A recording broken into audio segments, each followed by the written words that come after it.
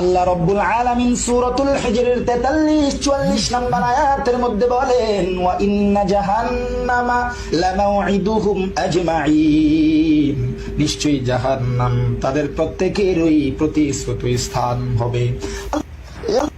এ বন্ধু, হাফিজুরের দালালি ছাড়ো। আল্লাহ তাআলা এত নাজ নেয়ামত দান করছে, এত সুন্দর কণ্ঠ দান করছে, কারো দালালি করার জন্য না, একমাত্র জন্য বলি, কারো দালালি করার দরকার নাই, কারো সুর নকল করার দরকার নাই। আল্লাহ তোমার যে সুর দিছে ওই সুরটা নিয়ে সন্তুষ্ট থাকো।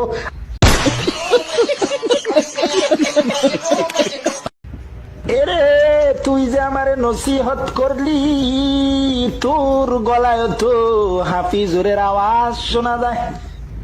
তুইও তো হাফিজুরের দালালি কইরা কইরা আরেকজন রে নসিহত দেস না, না